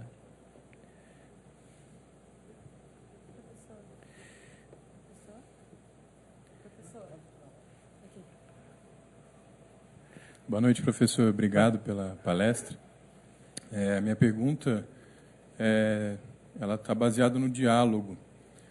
Me parece, o senhor falou, e me corrija se eu estiver errado, a política na Grécia Antiga, né, tinha justamente a ideia do logos. Né? Por isso a polis na cidade se resolvia por meio do diálogo. E a guerra era o espaço do campo. Né? E nós hoje temos na cidade o espaço do conflito, seja nas manifestações, seja o conflito diário das relações pessoais e sociais. E me parece que o diálogo é uma coisa que se perdeu. Se a gente retomar aí o começo das manifestações com o MPL, se tentou muito diálogo. Né? E só depois que 500 mil pessoas foram às ruas em São Paulo, o Haddad decidiu ouvir a necessidade de ouvir a população. Percebeu que é importante ouvir. Me parece que Santiago é bem oportuno quando ele diz sejam prontos para ouvir e tardios para falar. Então, eu lhe pergunto se, nessa sociedade Suda, como a gente constrói o diálogo. A sua reflexão é interessantíssima. Sobretudo porque se confunde muito dialogar com aceitar a minha posição, né? O Jacques Maritain, que é um pensador que eu gosto muito, que era considerado conservador, inclusive, ele diz o seguinte: diálogo é o diálogo das diferenças, né? Ele diz: a Salomé dançou e agradou os espectadores com a cabeça de Batista, né? Mas isso não significa que ela amava os espectadores, né? Quer dizer, você pode agradar, né? Mas você não tem a fundação básica do diálogo, que é amar a tal ponto de aceitar a diferença, né? Então, no caso do grego, você tem, infelizmente, a fala especular, que integra também a democracia, né? Quer dizer, o demagogo que fala para a massa aquilo que a massa quer, né? Aquilo que faz com que o ego de cada um que está ali aplaudindo seja bajulado. O conceito ético mais importante que nós herdamos do pensamento grego é a ideia do horror à lisonja, a colaqueia, né? E a demagogia. Só lembraria o pedaço do Gorgias, que ele compara o político, né, ao cozinheiro e ao médico, né? Diz ele: olha, você pega um monte de criança, né, e você chama o médico e chama o cozinheiro. O cozinheiro vai dizer, o médico vai dizer: olha, não tem bala, não tem doce, vocês têm que fazer exercício, têm que comer na hora certa, tem que ter disciplina, etc. É assim que vai ser o meu governo sobre vocês. E o médico e o cozinheiro estão disputando os votos para serem eleitos. Aí chega o cozinheiro e diz: não, vocês terão balinhas, vocês terão comidinhas gostosas, não tem que fazer exercício, coisa nenhuma, etc, etc. Pergunta Sócrates ao seu interlocutor: quem você acha que vai ser eleito, né? Essa questão continua até hoje, né? Quer dizer, você tem a violência dos corpos e você tem a violência da persuasão e da colaqueia coletiva, né? Diz Platão: o tirano maior é aquele que bajula a si mesmo, né? Que é a egolatria, né? Eu acho que eu sou lindo, que eu sou inteligente, que eu sou... E o meu amigo vem no meu ouvido, né, e diz: não, você é lindo, você é inteligente, você tem sempre razão. Você sempre tem razão. Se nós pularmos para o Timão de Atenas do Shakespeare, nós vemos que é isso. Quer dizer, a forma de desgraça do indivíduo é a bajulação, né? O meu avô, que era um caipira de Tapetininga, né, sempre me dizia, e eu acho que ele talvez tenha aprendido isso em Platão, né? Desconfia do amigo que sempre concorda contigo, né?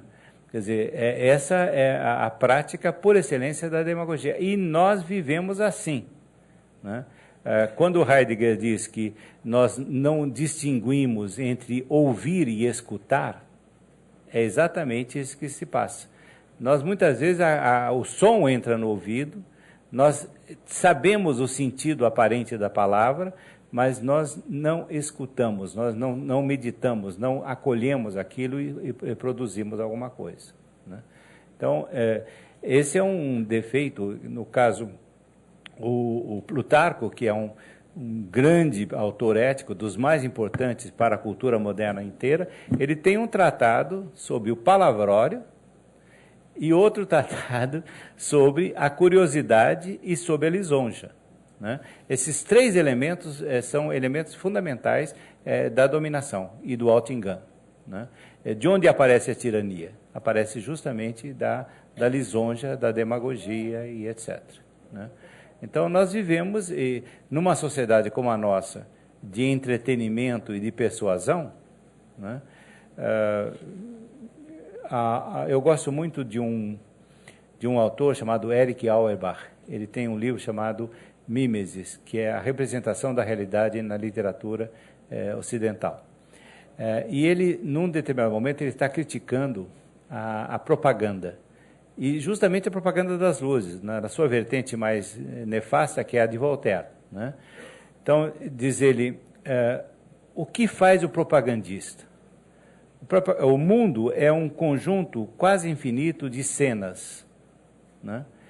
O propagandista joga o holofote em cima de uma cena.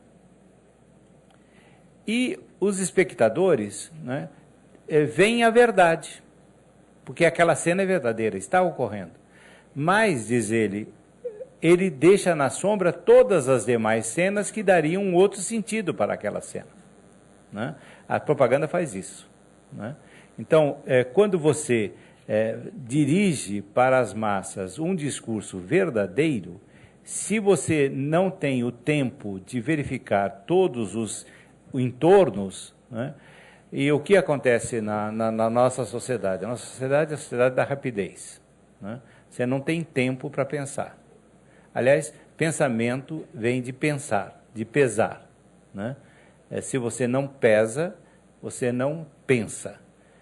E nós repetimos slogans e lugares comuns de uma maneira absolutamente fantástica, e cada vez mais, né? Não precisamos nos recordar, né, da crítica feita por Flaubert, por exemplo, ao lugar comum, que leva ao dicionário das ideias recebidas, né?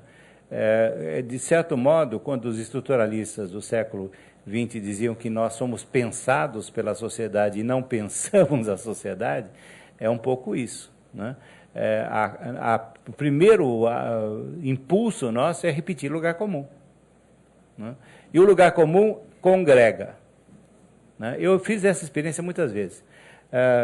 Eu sou um pouco perverso, né? Então, quando eu queria saber até que ponto eu seria aplaudido ou eu seria vaiado numa assembleia. E eu escolhia justamente essas que eram mais problemáticas do ponto de vista ideológico, né? Aqueles radicais e tal. Então, eu escolhia direitinho. Se eu queria ser aplaudido numa plateia do PT, de 15 anos atrás, eu falava do neoliberalismo, contra o neoliberalismo, contra a privatização, contra não sei o quê, no final, né?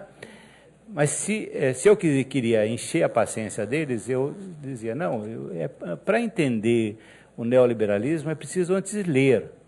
E é preciso ler Hayek, é preciso ler os autores, etc, etc. Aí, evidentemente, não tinha plau, né? Então, nós sempre gostamos daquilo que lisonjeia o nosso conhecido. É por isso que Platão, com muita sagacidade, distingue entre doxa e episteme, né? O que é doxa? Doxa é um termo grego que significa brilho, né? A opinião é brilhante, né? Quando você repete a opinião do grupo, você é inteligente, você é bonito, você é dos nossos, né? Você não é deles, porque eles são horríveis, são feios, são de má fé, são golpistas, são o diabo, né? Essa clivagem é uma clivagem construída, né?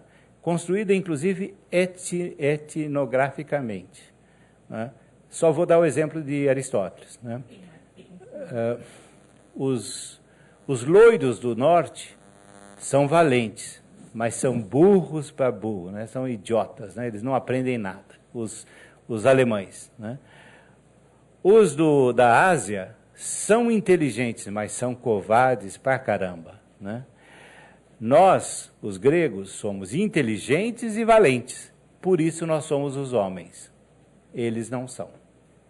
Então, é um lugar comum, né, que cria essa ideia da superioridade da sociedade ocidental e da sociedade grega, né? Isso agrada, né? Mas isso não é efetivamente exercício de pensar. Eu acho que é isso.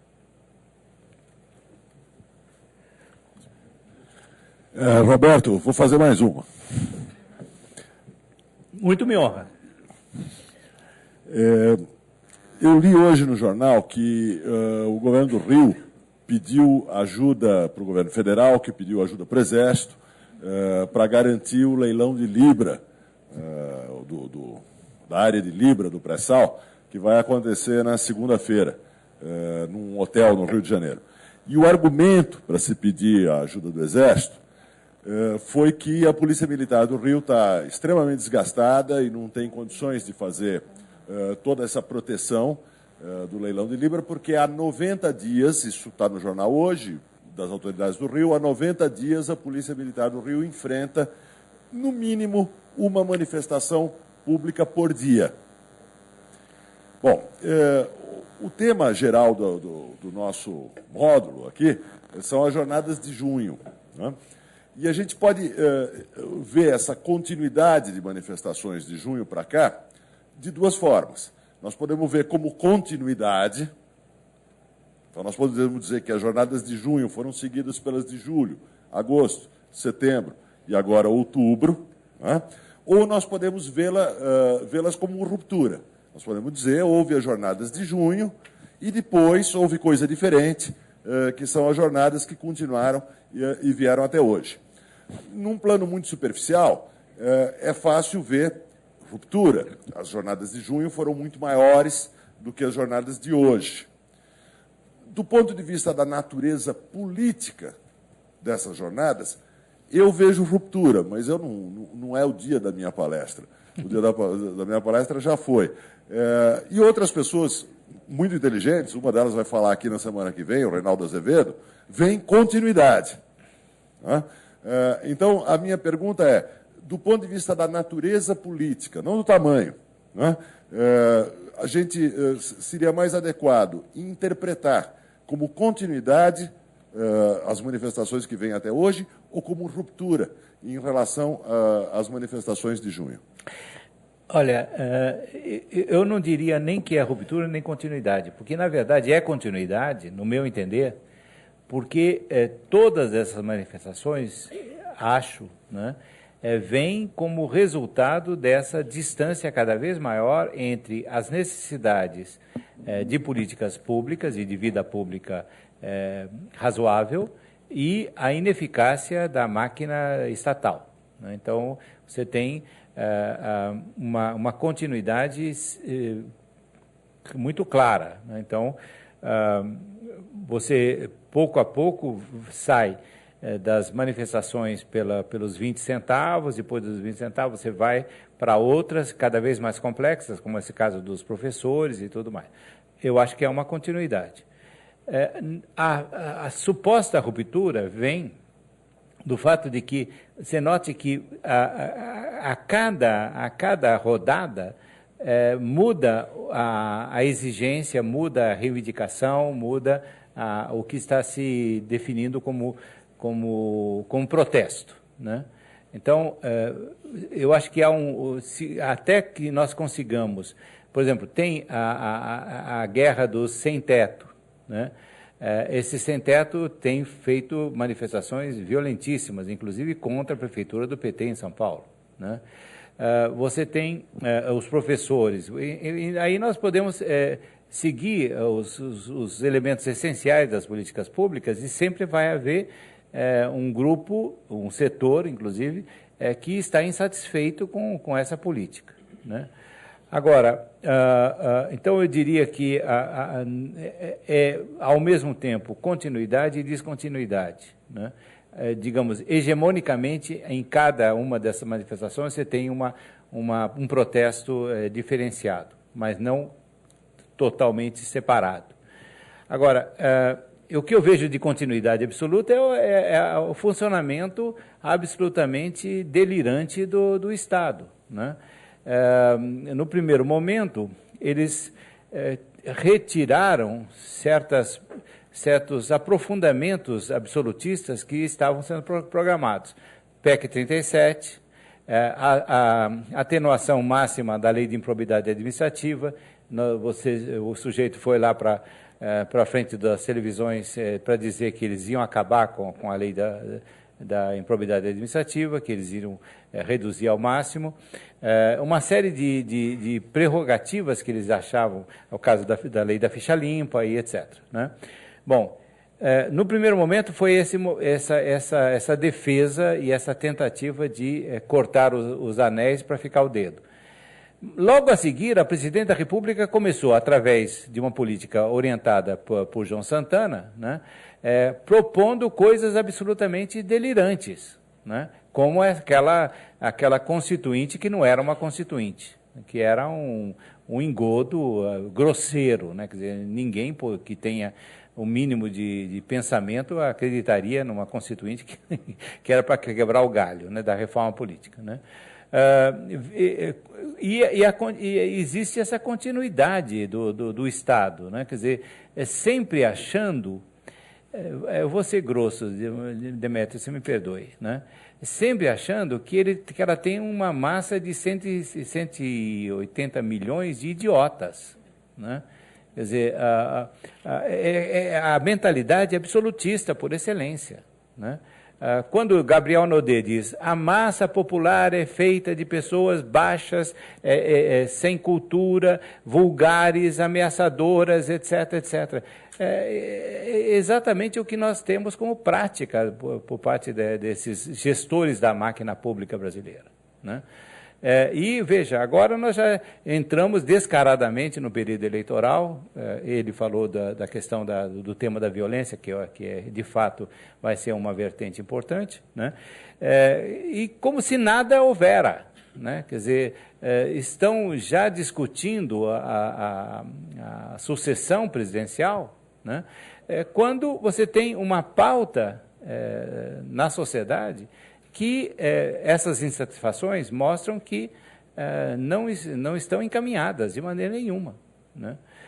Eu acho que é tão delirante quanto aquela desculpa dos governantes do Rio de Janeiro, né, de que o bondinho, né, que o teleférico iria trazer muitos recursos para a comunidade lá da Rocinha, sabe? Eu acho uma coisa maluca, né? Quer dizer, o sujeito diz, olha, não tem segurança, tem essa UPP batendo na gente, tem não sei o quê, tem o traficante, tem não sei o quê, e você faz o teleférico, né? E aí eles, não, mas o teleférico vai trazer lucro para vocês. Não. Está demais, né? Então, eu diria isso, Demétrio, eu vejo que há continuidade, que há diferenciações nos vários movimentos, né? Eu concordo com você, como eu disse no começo, né? Eu concordo com você em gênero, número e caso, com a desconfiança nessa suposta espontaneidade, né? Eu acho que se nós fôssemos levar a sério, se existisse de fato um jornalismo investigativo, né, que fosse atrás de vários desses eventos, e desses eventos que supostamente degringolaram para isso ou para aquilo, nós iríamos encontrar com muita surpresa partidos, inclusive o partido que está no governo hoje. Bom, professor Romano, terminamos o evento de hoje. Pedimos desculpa para quem não conseguiu formular as suas perguntas. E gostaria de dizer para o senhor que, apesar do senhor ter falado em doxa, eu não consigo deixar de falar que a palestra do senhor foi brilhante. Então, e aproveito para um pouco de publicidade para a nossa programação, lembrar a todos que na sexta-feira que vem encerraremos esse módulo sobre as jornadas de junho no Brasil e teremos o jornalista Reinaldo Azevedo com o tema A Voz das Ruas e as Ruas Sem Voz. Portanto, estamos aprofundando o tema, contamos com a presença de todos vocês e neste sábado nós temos na Livraria Cultura, aqui na Livraria da Vila, nós temos as transformações atuais na cultura, na literatura e na crítica com Alcir Pécora, às 11 horas da manhã no sábado. Um programa diferente, um horário diferente. E nós temos um evento excepcional nesse sábado à noite, às 20 horas, a música para 2 pianos do século XX. E nós teremos, esse é um evento que vocês não poderão deixar de ver. Afinal, nós estamos no fim da nossa programação do mês. Gostaria de concluir o dia com um aplauso de agradecimento especial para o professor Romano.